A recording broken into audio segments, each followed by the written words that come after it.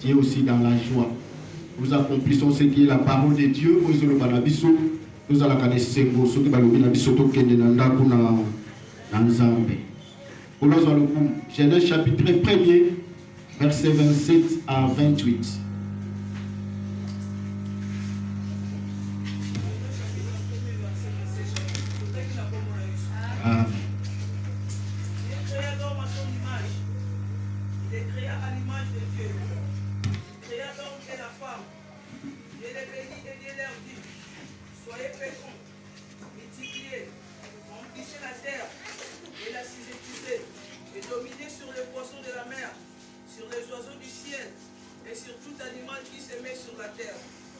Amen. Bible lobina biso na mukanda ya ebandeli mukanda ya Genèse chapitre 1er verset 27 à 28 que Nzambe akelaki moto pe akelie na elilingi na ye.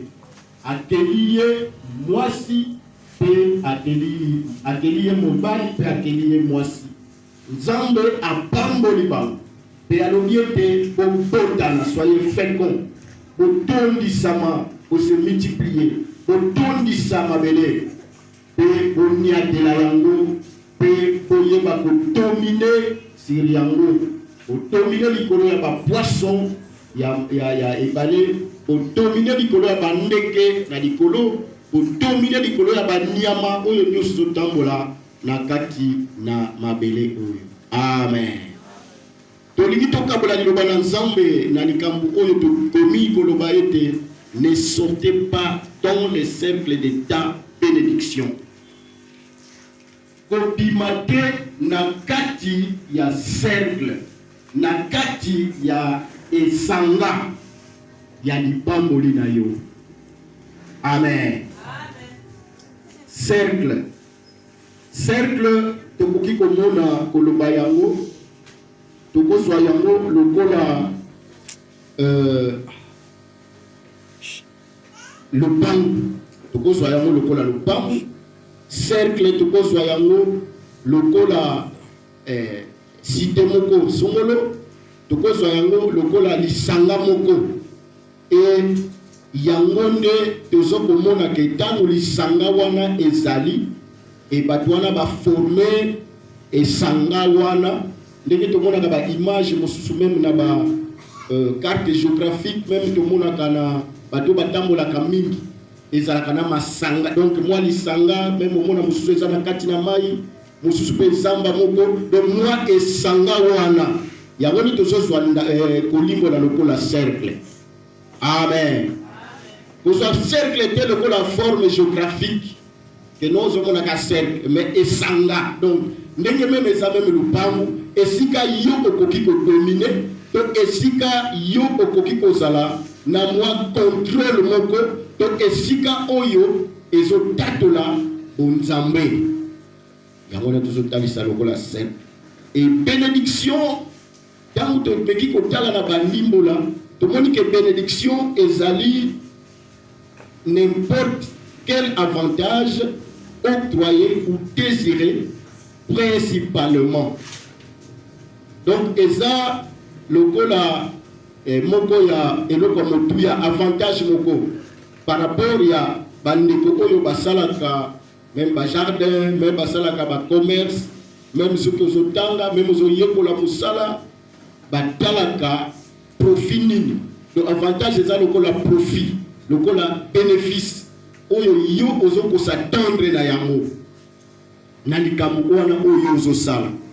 Et balobi na biso ke ezali n'importe quel avantage, d'autant ba contextualiser yango na n'importe quel avantage.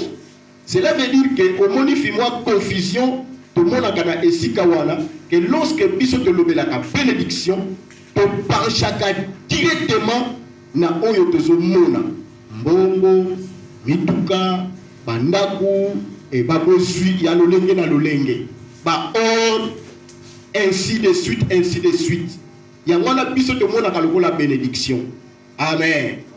Mais awa bazotalisa biso na kolimbolaka ete eza n'importe quel avantage. Alors ce que eza n'importe quel avantage, cela veut dire que avantage oyo moto akoki kozala nango ekose situe kaka na mbongo te, ekose situe kaka na biloko oyo akozala na yango te, mais ekoki kose situe pe du point de vue abstrait. Soki mutu a bénéficié na avantage moko par rapport ya ndenge ba traité ye na esika moko songolo. Okei soit na mboka mopaya na ndako ya mopaya, mais ndako wana bayambi yo bien. Bafandisi yo bien, olali na esika ya bien. Donc otikali ko connaître problème te, batiaki yo mal à l'aise te, ozalaki ese na kati na esika wana. Okomona yango te, même oliaki te, mais okoloba yango te ke esika wana eza ya kolakelama, to esika wana eza ya ko eza maudit. Amen. Ezali moko ya avantage, donc c'est une bénédiction. Et c'est comme cela que tozon loba kat esika eke bénédiction kozwa yango d'abord na sens nango matériel te, mais soit yango d'abord na sens narratif. Narratif, cela veut dire que oyo tozo sakola, oyo tozo loba, oyo tozo tatola. Amen. Bénédiction, soit yango d'abord na sens ya oyo ozo sakola, oyo yo ozo tatola, oyo yo oza ko se prétendre lobi. Cosela. C'est ça la bénédiction. Et si ka oyo Bible lobi na bisoni, nzambe tango akeli mutu na elilingi na ye. Ba version mususu balobi tokela na elilingi na biso. Nzambe alingaka kosalela pluriel, alingaka kosalela biso, alingaka te koloba ngai, parce que ayebi ke ngai eza sens moko elataka sens moko ya orgueil, elataka sens moko ya komimona mapeka, komatisa mapeka. Lokola Satana tango akendeki kokuta nzambe na collège na ye bazosolola, aza koloba tango nzambe azotuna ye outi wa te na uti kaka koyenga yenga, alobaki te to uti koyenga na uti ko yenga yenga. Mais kasi nzambe alingaka plus ko utiliser nous parce que ça sens moko ya eza signe moko ya majesté. Yango na lobi na ba version mususu ke créons l'homme. Il n'a pas dit que je crée, mais il a dit créons. Na biloko nyonso ye akelaki azako utiliser kaka ba maloba na ye.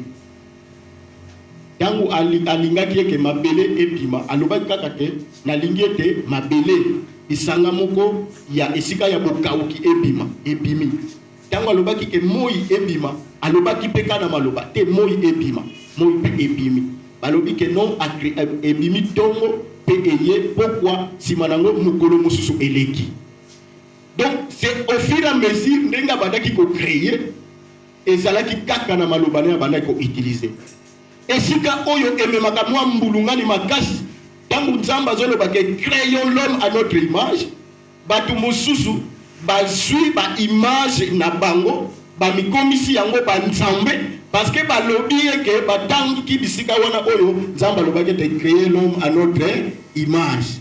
Et bazo mona ke nzambe azana image oyo yo ozana ngo oyo ngana azana ngo image ya mutu et que nzambe azana esika moko afanda donc atalaka yo et puis esika moko ezalaka ke ndaku na ye moyen yo kende kokota ou bien kende kokota okokende koyiba okokende kosala eloko nyonso.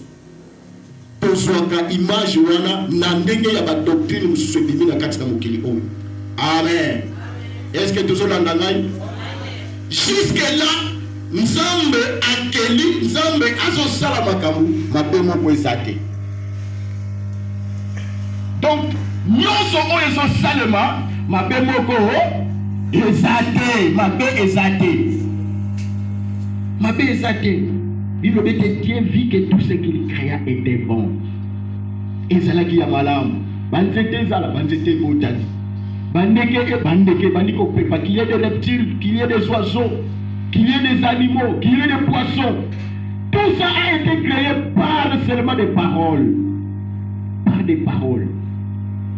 Et tant Nzambe a commis les sika que la moutalobi, créons l'homme à notre image.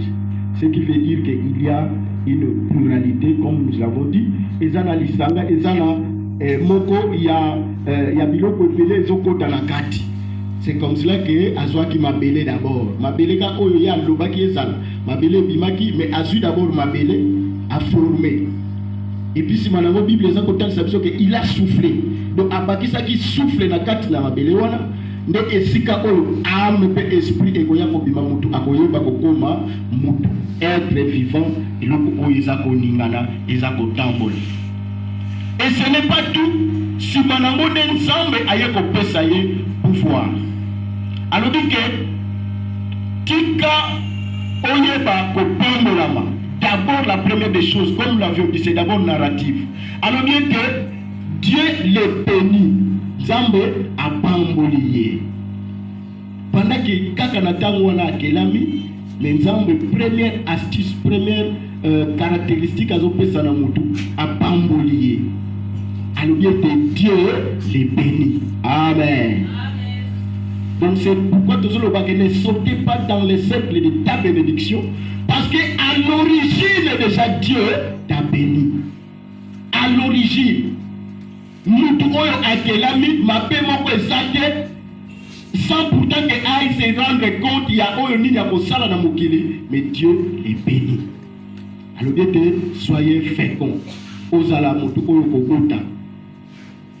Ozala oyo kotondisa mokili. Moni lelo yo, tozomona ba église, tozomona ba association, tozomona ba ebele. Surtout bato ba kenda Kinshasa, soki oke Kinshasa, okoki kokamba bato babimelaka kaka wapi.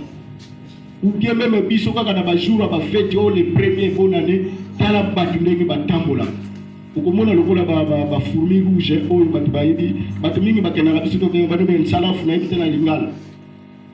Ba fourmi rouge. Donc bato tala ebele, bato wana soki ka fête esili babungi na bango pe. Peye bakate babimelaka wapi. Mais ezalaki déjà prédestination Nzamba lobaka qui remplissait la terre. Ce n'est que sa parole qui s'accomplit. Le kola Nzambe nanu a récupéré mutute, nanu a boni mokili na yete, liloba wana zo continue kosala nini, ezo kokisa makaka. Bon dominer, pe bon yatela yango sur les poissons de la mer, sur les oiseaux du ciel et sur tout animal qui se met sur la terre. Au moins, première caractéristique que nous avons appelé ça qui est l'amour. Après ça qui est domination. Après ça qui est pouvoir.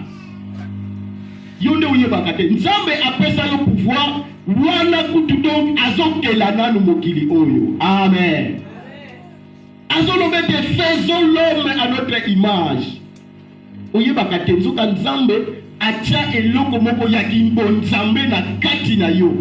Oyo eza kotalisa nature divine na kati na nzoto na mutu. Eza pamba talo waki crayon. Donc il a pris sa divinité, il a pris notre force, il a fait l'association de forces pour que mutu azalisama mutu. Amen. Genèse chapitre 2 verset 15 à 17.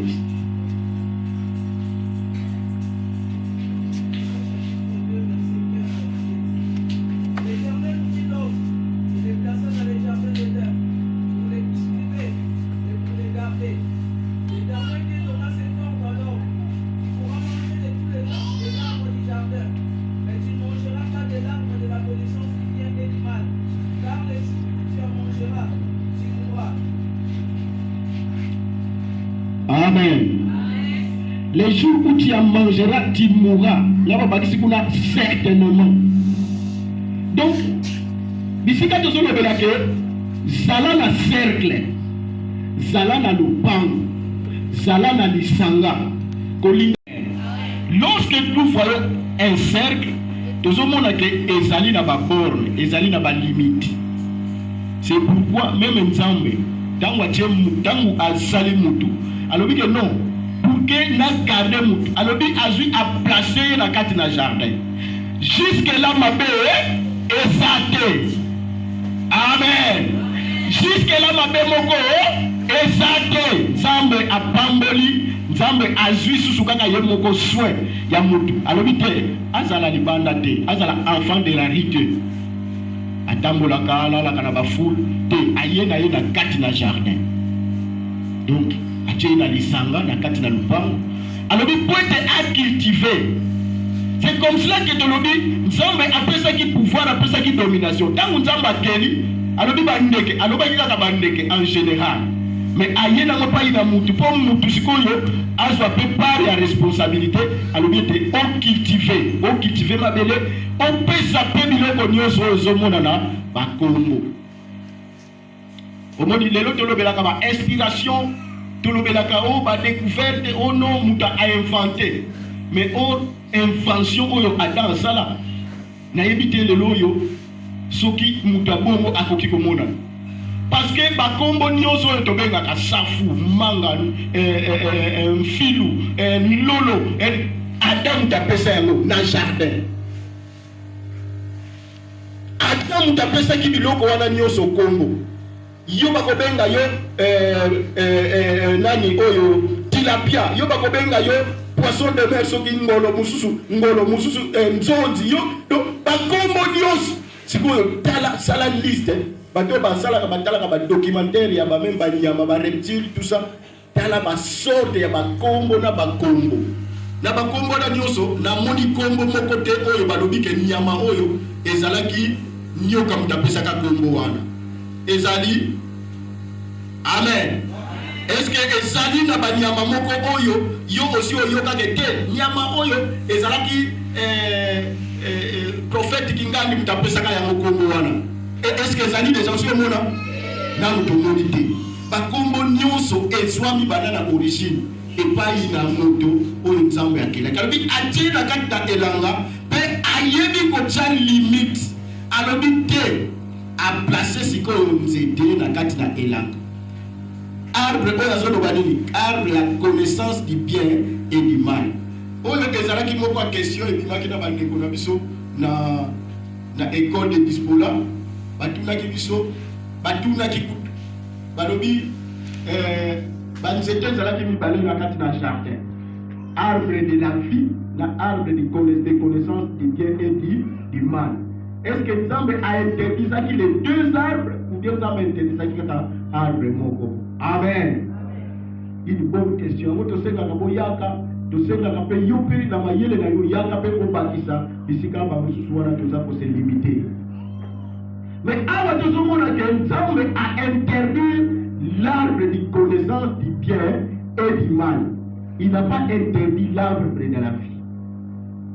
Parce qu'il savait que la vie était éternelle et la vie devrait se trouver dans les jardins pour que Batouana va survivre. L'arbre de connaissance du bien et du mal, les jours où tu en mangeras, tu mourras certainement. Tu mourras. Et même si nous parlons que le salaire du péché c'est la mort, même si nous parlons que désobéissance, il y a parole de Dieu, kozanga kondimela Yesu, mutu akokufa, akokende lifeli. Mais tu vois, comme on n'a pas encore vu ça, comme on n'est pas encore allé là-bas, tout minimisaka.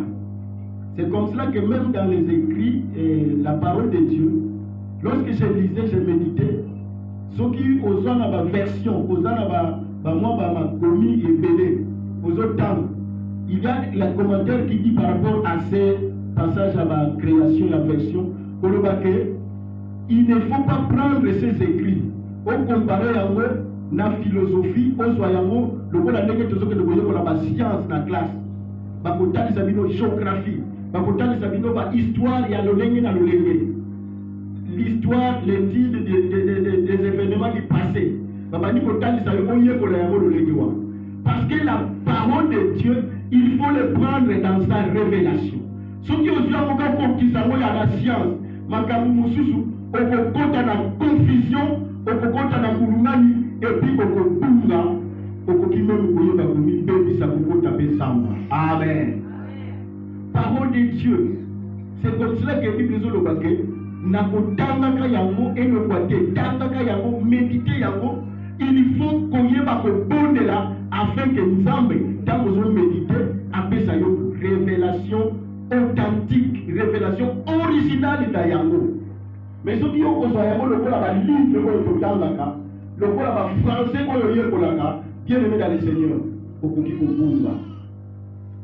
kobunga, ça va le dire que arbre ont la connaissance du bien et du mal pour liater aussi maté.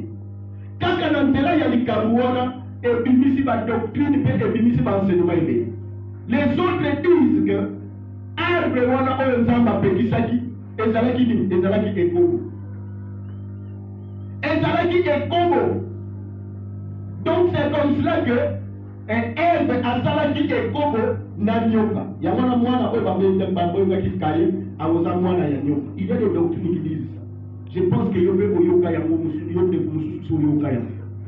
Mais ce qui n'est pas vrai, parce que ce qui est ezalaki yango Nzambe alingaki ayeba kopesa yango déjà na emoniseli na ko révéler yango même à travers Jésus Christ. Amen. Alingaki emonisa yango. Nulle part cela est dit que nous avons Ève basalisaki nzoto. La connaissance, la Bible nous dit que le peuple périt faute de connaissance. C'est la connaissance. Il dit que la connaissance du bien et du mal. Dieu n'a pas voulu que sur ces instructions, il y a un bakisama, par instruction aussi. C'est comme ça que nous avons dit que le cercle a des limites. Toi, un enfant de Dieu, toi, tu te dis serviteur de Dieu. Toi, moi, je me dis disciple, diacre, diaconesse, maman présidente. Comment tu n'aimes pas qu'on puisse te mettre des fois des limites? Pourquoi tu n'aimes pas qu'on te mette des limites? Ndako nyonso ezali principe. Ndako nyonso oyo eza na règle mon côté. Et pourtant on la malamu te. Parce que notre Dieu est un Dieu de principe. Il vient mettre déjà wana ma belle sake. Mais alors dit, nous étions wana na Dieu aussi ma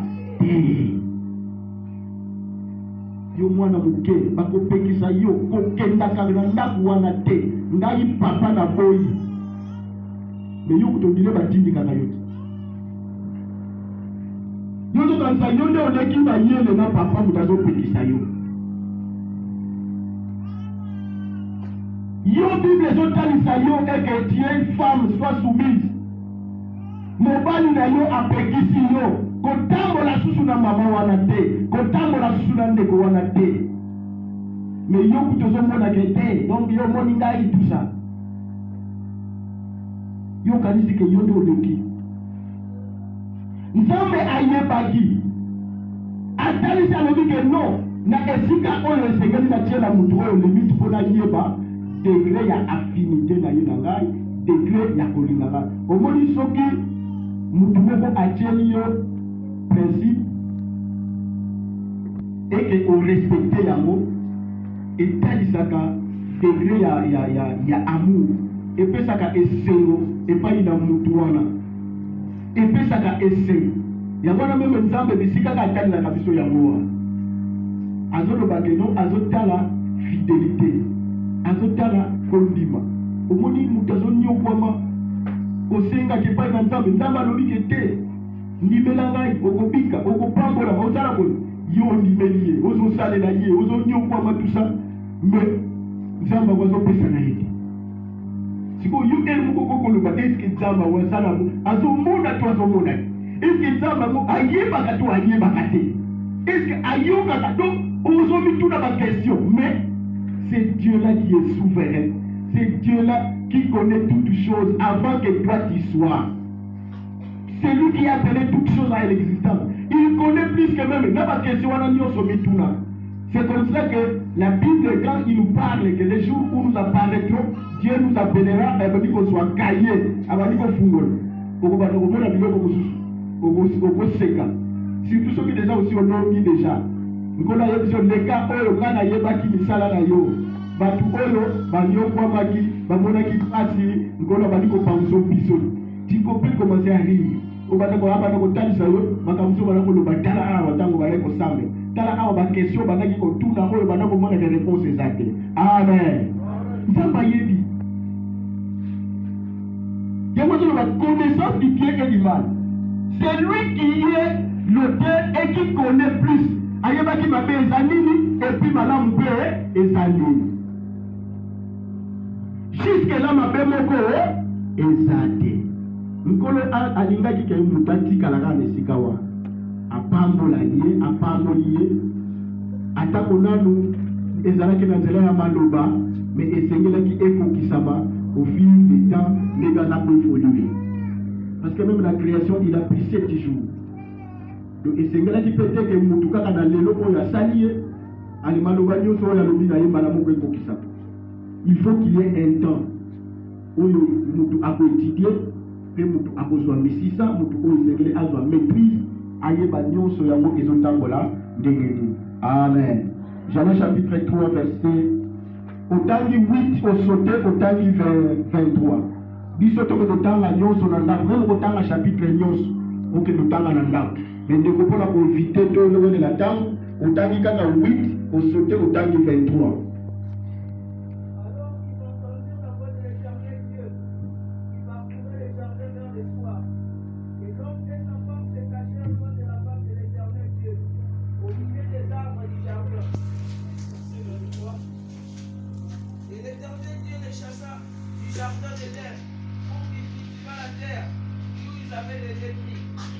Amen. Depuis que Nzambe a placé bango basolo laka bayokaka bongongo na ye Nzambe azopesa bango ba principe bazoyoka pe bazolanda pe bazosalela. Mais ces jours-là, Bible le dit, à cause du mal, à cause de la désobéissance, nyoka ya lobi est-ce que Nzambe lobi na bino nyonso boliate? Ève manque de sagesse. Ève manque de discipline. Ève manque de discrétion. Maman, quand tu as volé la langue, ce que vous avez volé là, c'est le mouvement. Amen.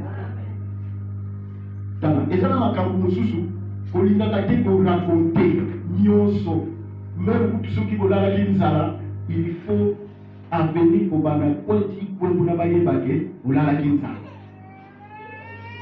Ntango ezosala bongo kokanisa teke bato nyonso oyo ozoyebisa babonde bato baza baliaki mpe ubie baza malamu to balingaka yo. Bato mosusu ozoyebisa bongo baza wana purke bamema lisusu epai ya ndeko oyo azonyokola yo. Mutu oyo aza auteur purke pasi na yo ekontinue kozala malamu te kozala na kimia te. Emoni mutu etala mutu kasi yango pesa yo ende fina lisusu. Tu vois? Nzamba alobaki bongo te, alobaki toliaka na nzete moko kaka owana eza na kati mokolo tokolia yango tokokoma lokola alobi tokokufa. Bongo nyoka tala maloba eleme maloba yo soki okoya ngai soki nakoya ezalaki na maloba makambo nyonso bayebisa yo bajeune sœur ezala bajeune frère makambo bayebisaka yo ntango okoyaki eske makambo na basalelaka yo yango na kosombela yo avion te mamu na kobala yo te omoni biso na famille tout ça eske maloba na nyonso bayebisa yo asalela yo yango. Amen.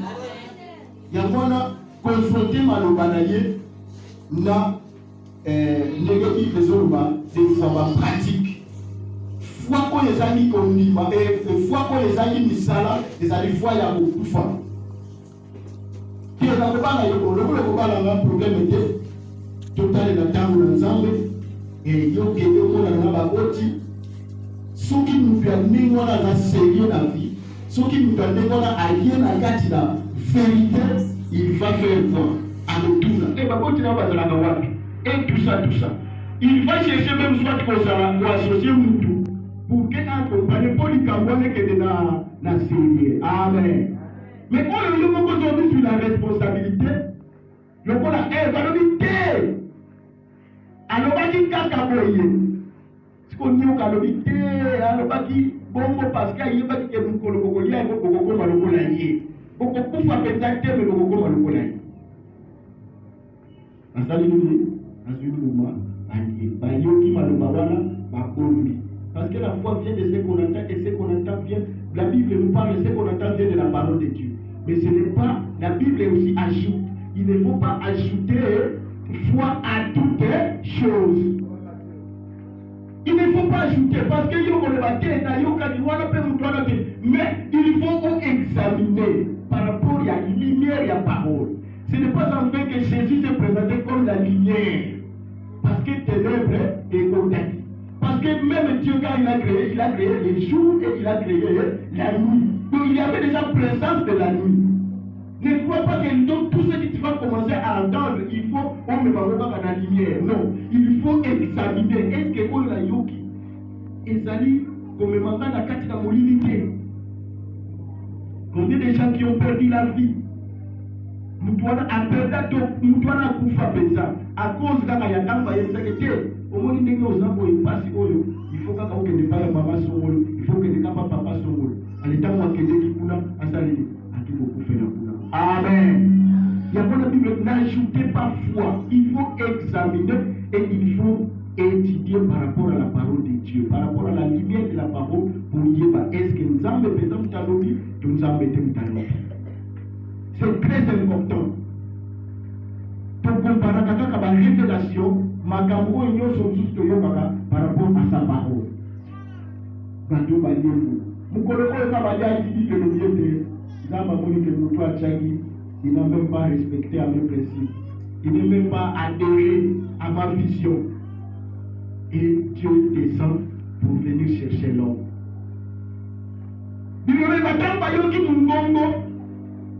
D'abord, dans désobéir, ils se sont sentis que parce que la gloire qui reflétait Banzoto Nabango, gloire de Salinini, est longue. Bible dit Saint-Esprit, tant qu'il y a un d'amour, ce qui nous doit à quoi il s'amène, gloire, Saint-Esprit est longue. Et il y a un et qui sont marqués. Et Saint-Esprit est longue. Et talisi bamoke et l'eau et non et tikali batikali sur l'eau pour mon côté tant bayoki mungongo na nzambe na ebangi sima te toyoki mungongo na yo nous sommes venus cacher et c'est Dieu qui commence à s'exclamer qui t'a dit que tu es digne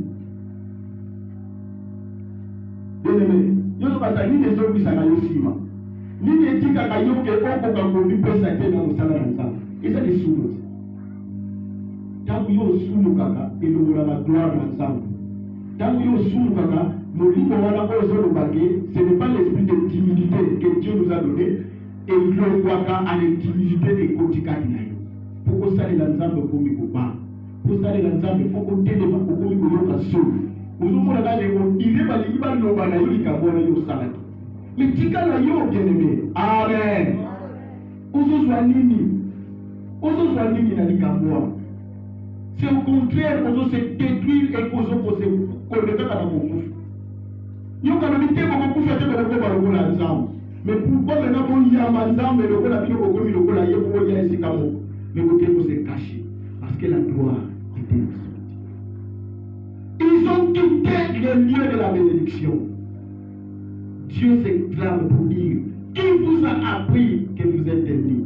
Mais regarde la compassion de Dieu, l'amour de Dieu. Tango baliko modiri na suka lobi te azana ka mutu azana eloko oyo ya ngai ezakati na alukia biama pona kolatisa mutu amen zambe mutaliboso yabona ba commentaire bible kususu bali ba nzambe mutaliboso oyo abomaka oyo salaka ya yabo sacrifice yo olingaka kosala ba sacrifice te yo olingaka kosala mais tu ne sais pas que parmi les actions où nous avons azélé la capiso et la sacrifice, Dieu a tué l'animal à un pousseau à la dissimule. Et puis à la fin, il lui a chassé du jardin. Il lui a sorti. dans les cercles de la bénédiction. Et vous t'avez connu au roi. Alors, na mutoki na yone okubakolia. Le roi est en poussière au besoin na mabele. Nulle part dans nous avons besoin de la n'a jamais à déclarer qu'il m'a nous nulle part. Makambo il y a qui après donc il y a qui conséquence, il y a désobéissance. Toute désobéissance a une conséquence. Amen. Toute désobéissance a une conséquence. Et ça n'a pas de périr de se perdre à ou après va se perdre de l'eau comme un à cause de la désobéissance. Ils ne veulent pas écouter la parole de Dieu. Ils ne veulent pas se soumettre aux principes que Dieu établit dans cette église. Les cercles que tu es, bien aimé dans le Seigneur, ça peut être cette église. Les cercles que tu es, ça peut être la famille. Nous avons nos enfants. Et quand ça n'a pas de libara yosali, nous colocons nos vivants libanda, nous colocons gloire na yo elongwaka, nous colocons bénédiction na yo salaka nini elongwaka. Nous colocons désobéissaka na bakoti na yo, nous colocons des bénédictions que nous avons prévoyé pour na yo elongwaka. Mais Dieu veut te récupérer encore ce matin pour que tu ne sautez pas dans les cercles. Bien aimé, c'est que l'ito kanisaka, tout ça l'examen de conscience, tel que Yesu azoloba que beaucoup de l'amitié manamino, bon dimenangai, vous voyez ma copie qui sent. Pourquoi zoloba beaucoup de l'amitié? Parce qu'il y a dit que l'origine que nous revêtons, et ça, l'origine du monde déjà Yamassou, et ça, déjà, l'origine du monde pécheresse. Mais ce qui est que, de changer, de dire que, ton dimenanier, il va nous reconstituer pour nous ramener dans l'alliance du départ. Amen. Bien-aimé dans le Seigneur, nous devons abîmer la catégorie. Regarde les conséquences, Makambo et Yaki.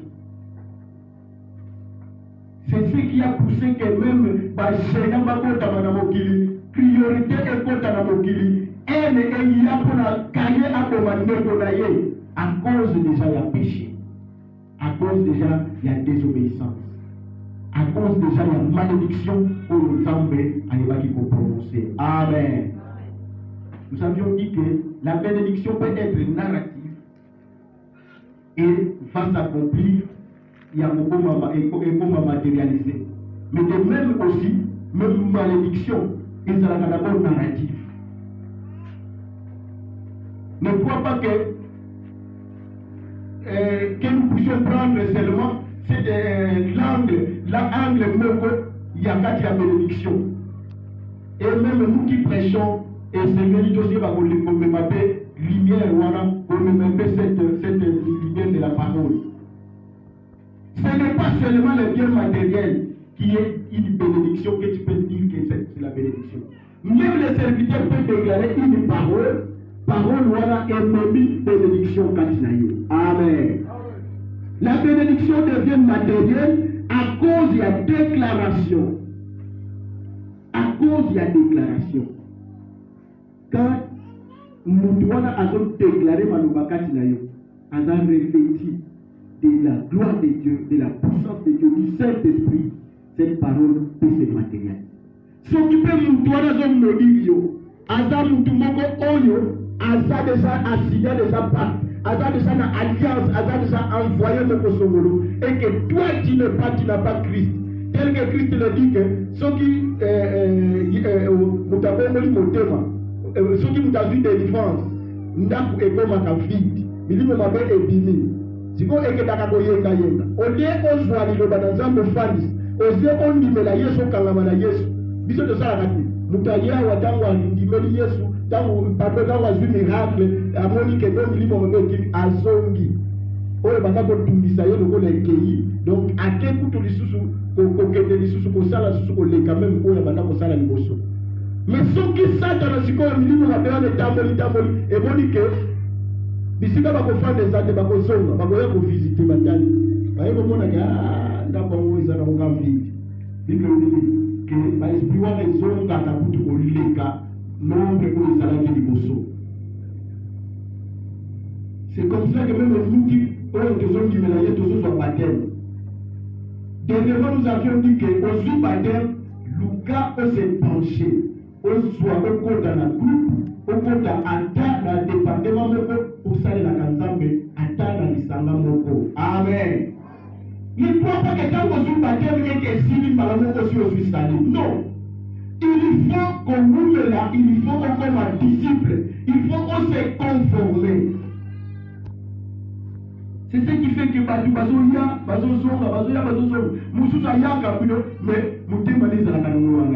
c'est lui qui est dans les cercles, qui héritera la bénédiction de Dieu, doit se conformer dans le principe et dans l'alliance de ces cercles. Nous avons Israël. À cause de l'alliance à cause de la bénédiction qu'on y a à la Katiba. Mais regarde-toi, Amen. Bienvenue dans le Seigneur. Soyons des gens qui vont se garder fermes, qui vont se garder saines, qui vont se garder purs par rapport à l'authenticité de la parole et l'authenticité de la foi que tu as reçue en Jésus. Mi batte la pepeto, mi batte la pure par rapport à l'Iloba Ozoyoka, par rapport à l'Ondima Oyo aussi, la carte de Esikao. L'Ipambo Linayo et le Bimelande dans Zera Ilobawa. L'Ipambo Linayo et le Bimelande dans la carte de Esikao. Il y a Jonas qui a voulu fuir. Mais côté à Kenegi, nous avons la date qui est là. Attamboli. Côté Mouba qui pose vraiment la tourmente. Alors, il faut voir que la carte d'Amaï, même la carte d'Amaï, nous avons la ligne. Bien-aimé, si on a la carte d'Amaï, il faut que nous confessions la carte d'Amaï pour Mamis. C'est le moment, bien-aimé, où nous devons nous ensemble. Il faut que nous nous ensemble et ça évangélie Yamaye. Genèse chapitre 12, verset 1 à 3. Allons-y. Nzambe abengani mutu. Abimisie la carte d'un jardin. Jardin oyo depuis Nzambe abengani la biso. Nanu mutazonga na kati na jardin wana te. Amen. Tikaka ko luka ote Nzambe onzete wana oya chaka kuna. Est-ce que desika jardin mozali ozomona ba histoire comme nous voulons toujours chercher ya mwana makambo mususu tozokende ko vatu mona makambo mususu ya mabe. Et ça n'a pas doctrine mususu si fonda car on dit que nos jardins et ça en Afrique tout ça. Même ça en Afrique. Mais Nzambe abengana ki mutu. Tamba bengani ye mutu wana kende ki yenga. Parce que kota ki peut pas kota ki. Maintenant il a voulu reconstituer l'alliance et c'est là où il vient appeler Abraham. Regarde ce qu'il lui dit. Sors de ton pays, sors de ta patrie. Va dans le pays que je te montrerai. Amen. Je rendrai ton nom grand. La bénédiction est le moi qui kati na mutu. Nzamba lingi azongi selaïa. Mais première des choses, il lui dit sortez. Tu vois, il y a des choses qui demandent que nous puissions sortir. Nzambe ezana makambo mususu asenga kabisa sala nini tobima. Ya mwana même tolobeli que non na cercle oyo yozali ya mwana cercle ya lipango liko bima te. Mais il faut tala na cercle wana makambo nini ya mwele kaka kuna. C'est là où Psaume 1er à Zoloba. Psaume chapitre 1er, la verset numéro 1er, qui est la 6e. À Zoloba, et c'est qu'on a battu Bafandi, et Sika ya battu Yamatongi. Mais ceux qui ont eu ce mouvement, ils ont ce n'est pas cette association, ce n'est pas ce cercle que Dieu veut. Nous avons senga biso tofanda na esika oyo tozokabola koloba na nzambe. Toyoka kaloba na nzambe. Même nzambe azoloba na kati na bapara. Bolakisa mwana nzela po tango kokola ye abosana yango te. C'est-à-dire bapara ko baza éduqué. Nzambe alingi que même dès le bas âge mwana ayeba nzela na nzambe. Ya mwana soki mwana wana azokolela na nzela wana maloba na nzambe, cet enfant-là akozala heureux. C'est celui qui va hériter la bénédiction que Dieu a promis. C'est celui qui va atteindre ou qui fera sa destinée telle que Nzambe a préparé à vous. Mais si tu es en dehors de cette parole, bien-aimé dans le Seigneur, tu dois sortir. Ce qui t'opine, c'est Jésus qui a dit que je suis le chemin, la vérité et la vie. Nul n'ira au Père sans passer par moi.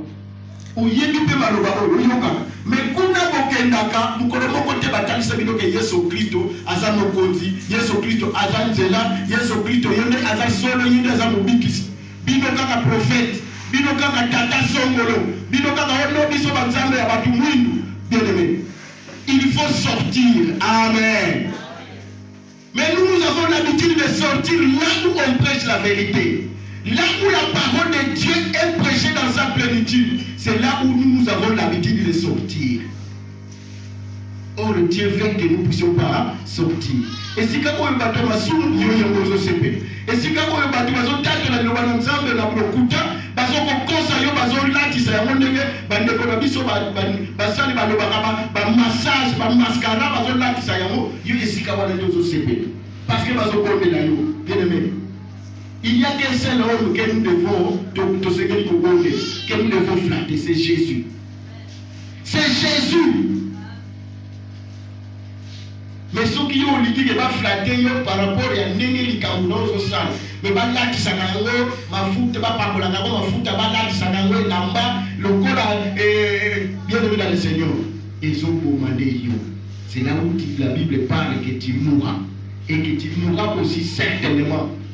Ne crois pas que quand tu vis comme ça, que nous, aux autres temps, tout ça, oh, on a gardé, dans un bien, on a capté. Bien aimé. Kufa ya molimo ezali biso to banga na kufa ya mosu mais ya kufa ya mosu ni ya keba na kufa ya molimo parce que le kokiko kufa yo déjà sur kufa déjà na molimo mutu oyo azotambola alobika ka ikoko ya pamba parce que nkolo eluka sepela kana na mutu eza molimo oyo chakati na ye. Amen. Mais ce qui on rompre alliance na ye azomona yo kwa bongo le koleke kwa pamba. C'est comme ça la Bible parle que Dieu chérit l'esprit qu'il a fait habiter dans l'homme. Sors de ton pays, sors de ta patrie. L'homme de l'église le dit souvent. Qu'est-ce que tu as altéré la Simanayo depuis au Landa Yesu, depuis au Bala Osambe, au Tika Nini déjà pour altérer à Yesu. Au Tika déjà dit. Yo likango yo ka témoignage à Batu, tu l'as na témoignage à Batu.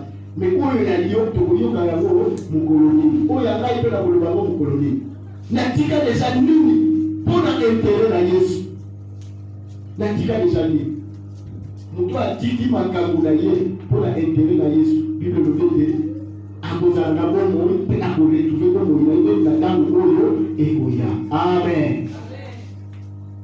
Tala obéissance ya Abraham. Obéissance à Abraham, il y a un ennemi par descendance de Israël, descendance pour Yesu Ayeli, pour Yesu Ayeli, c'est à cause de l'obéissance à Abraham. Quand nous avons dit, il sort, il est sorti. Abraham est sorti. Abraham a yoga du monde, mais depuis qu'il se yoga au pima, mon colonie est aussi tout saillant. Il y a des les nouveaux yoga au moins la population monnaie mais pour avoir ma vidéo va mususu peut pas comme critiquer pesus des fois peut on dit que yoga les non talent pour ma bazolo bien aimé yo soki okotika la andima soki yo okotika la okosimba likambo oyo yo oyelaka ya lobiko na yo libera mukolo moko te nkolo akotika la kolongola yango. Amen. Et kokoma lokola Marie na Marthe tangu Yesu allié moko aponi pas à l'obité tangu moni mokonzi alinga profiter la occasion wana pour ayoka parce qu'il savait comment cet homme parlait et il savait que ce qui a s'attaché na ye ne esika akozwa lobiko na ye donc là na oni pénalité l'autre il a passé à l'obité tangu mérite na oni amoni que te mobali ya kufi bongo kilo bola na kasuli parce qu'à la beauté, il faut poser la beauté. Mais il a dit que Nzambe na yo azala Nzambe na ngai. C'est ce qui a fait que Rite aussi que le nom soit élevé. Amen. C'est ce qui est bon bien aimé dans le Seigneur. Intérêt au le pierre à l'homme qui que non, ton aucun dessous wapi pour te yosa na malobara bon monde. Mais il y a des gens qui ne trouvent pas l'intérêt dans cette église. Il y a des gens qui ne trouvent pas l'intérêt dans sa famille. Est-ce qu'il y a une femme qui n'a pas de l'intérêt? Est-ce qu'il y a une femme qui n'a pas de l'intérêt? Bien-aimé, reste. Reste bien-aimé dans le Seigneur. Garde l'alliance et garde les cercles afin que ta bénédiction s'accomplisse. Amen. Abraham a obéi. Abraham est parti. Et cela a fait de son nom grand. Le nom de son Tamaya. Le nom de son Begolayango. Il est devenu le père de la foi à cause de l'obéissance.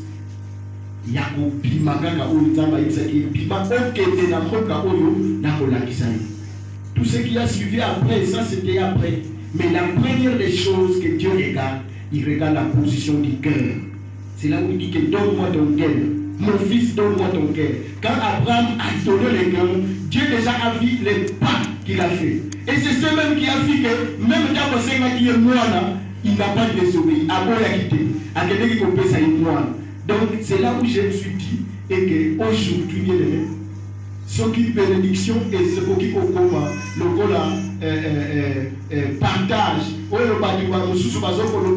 Que non, c'est comme si l'église est bénie, l'église est bénie, tout ça. Mais la reconnaissance de la bénédiction, c'est déjà à cause de l'obéissance et sacrifice d'Abraham. Amen.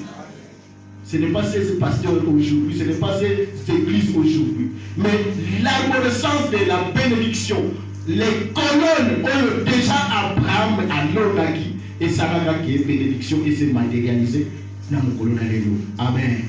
Deutéronome chapitre 11. La bénédiction, c'est lorsque vous obéissez au commandement. C'est lorsque vous obéissez au principe que je vous donne. Et c'est là. C'est ça la bénédiction et c'est ce qui va matérialiser la bénédiction. Parce que les gens sont dans le désert. Parce que les gens sont dans le désert. Parce que les gens sont dans le maïs. Parce que les gens sont dans le bois. Parce que les gens sont dans le mais les gens sont dans le lorsque nous devons respecter ma principe. Amen. Bien sûr, vous êtes à l'église, à l'église, l'église, tout ça. Si tu vas voir des loin, si tu vas voir ce que Jésus a fait, c'est ce qui va matérialiser la bénédiction en toi. Mais ceux qui ont côté dans l'église, les gens dans le pain ou bien dans le Seigneur, tu vas minimiser et tu vas te décourager. Au besoin massivement. Au besoin de battre comme ce soit le bali. Mais ceux qui ont côté dans la musique, au côté dans Yesu, au côté dans la misala, où Yesu a tout ça, n'a pas mouru dans le azo sala, pour la liberté, reste. Afin que tu puisses hériter ce que Dieu a prévu pour toi. Amen. Jacques chapitre 3, verset 10. De la même bouche sort la bénédiction et la malédiction. Il ne faut pas que mes frères en soient ainsi. De la même bouche sorte la bénédiction, il sort aussi la malédiction, qu'il ne soit pas ainsi pour toi et pour moi, mes frères. Amen. Bien-aimé.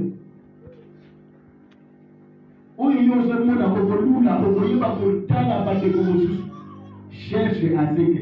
On dit souvent les communs de modèles, ceux qui posent la moisi, posent la libala, nandakunayo, posent la ke, et donc on a posé linga. Autant au bon y'a pas y'a des gros et flatté, posant les nets pour la yamour, parce que les yeux ne font que voir. Ne cherche pas à aller commettre les péchés là-bas. Mais cherche à ce que tu as vu, que ça puisse aussi revenir à ta femme. Maintenant, vous n'avez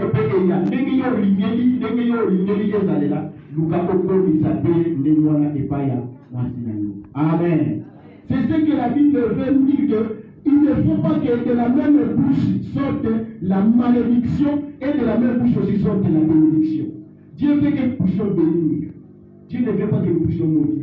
Dieu veut que nous puissions voir toujours positif. Dieu ne veut pas que nous puissions voir toujours négatif.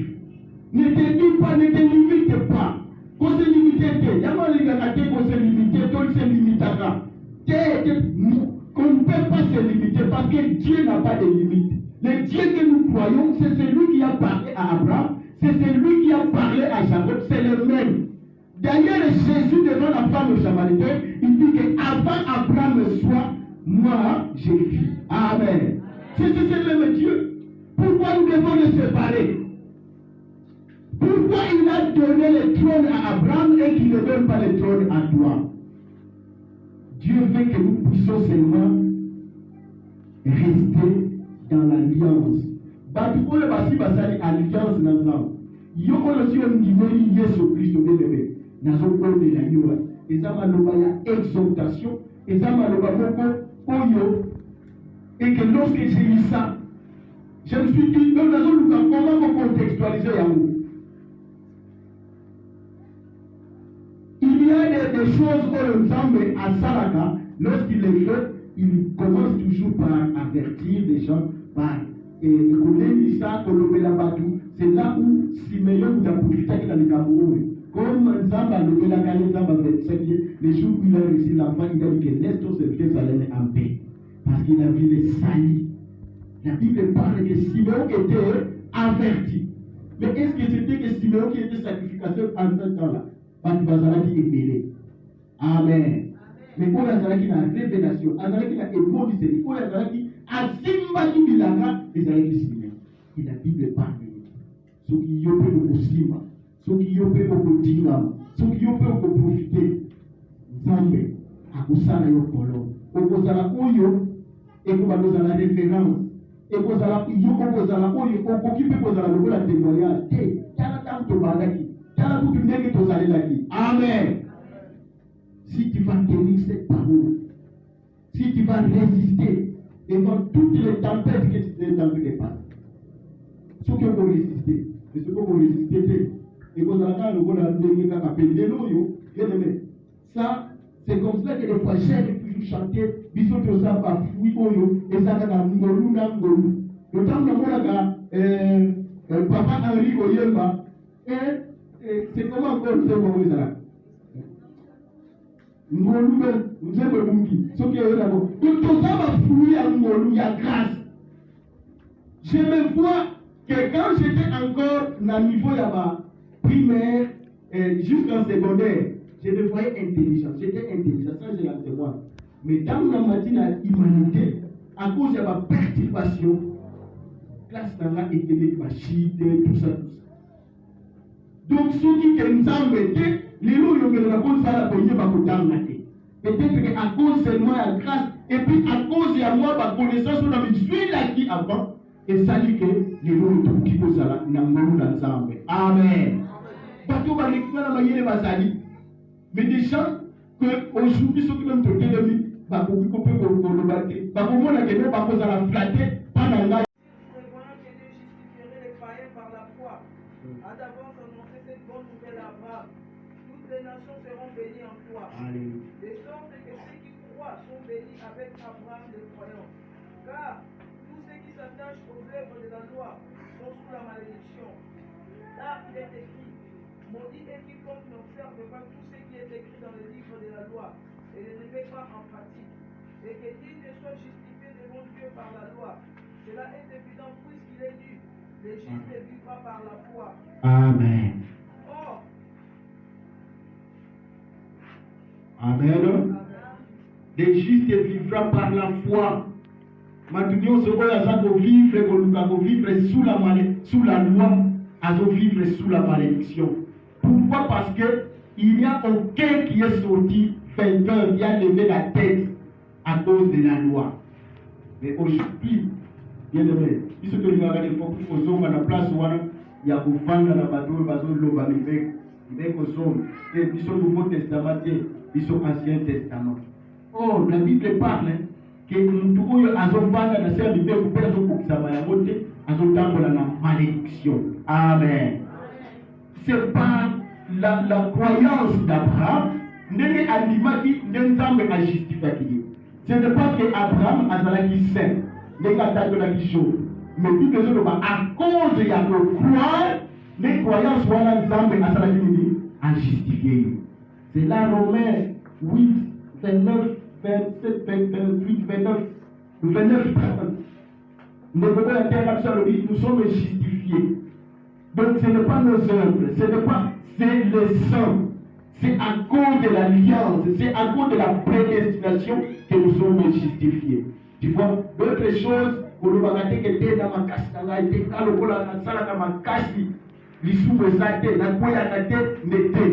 n'est pas cette forme-là.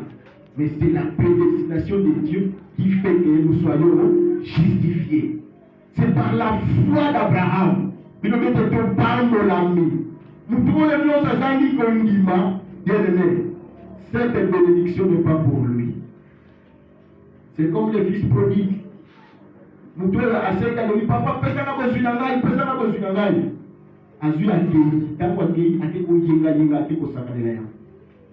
Le Père compatissant, le Père qui est plein de bonté, malgré que moi, d'abord, il y a qui s'appelle. Mais quand il s'est dit en lui-même, la Bible dit que quand il s'est dit en lui-même que combien de bateaux passent pour milliards, passent pour Mélananga, Patakananga, il faut qu'on ait ça.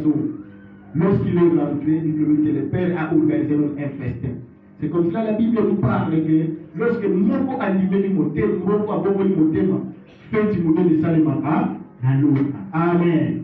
Ce n'est pas à cause de tes œuvres, ce n'est pas à cause de ta force, ce n'est pas à cause de la mais par la foi. Ceux qui ont bien aimé dans le Seigneur, ceux qui ont reconnaître que je suis pécheur, aujourd'hui même Dieu peut t'accueillir dans son trône. Dieu peut effacer toutes les condamnations où ils ont mérité pour gagner. À cause de la reconnaître et à cause de la communication nakati na maluba na nzambe. Bien dans le Seigneur. Et si nous allons,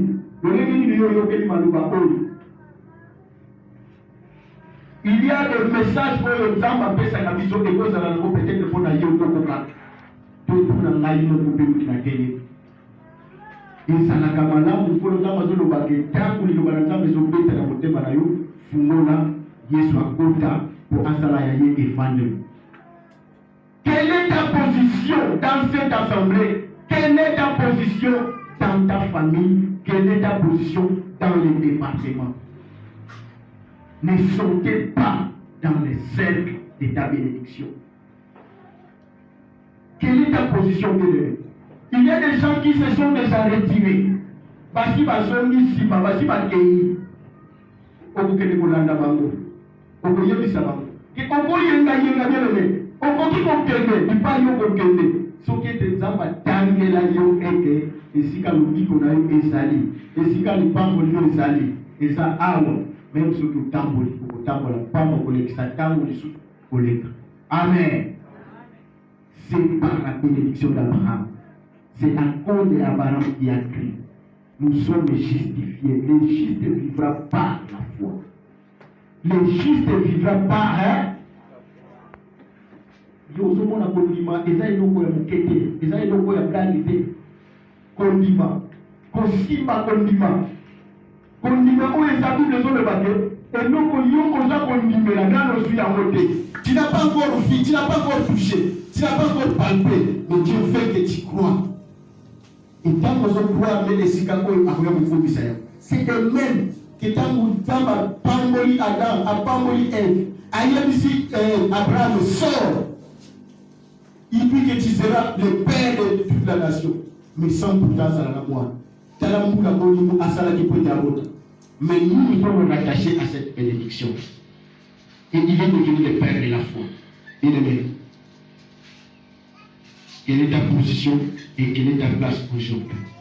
Si les disciples ont réussi, c'est à cause, quand nous sommes venus à Bamoko Bima, tes deux femmes.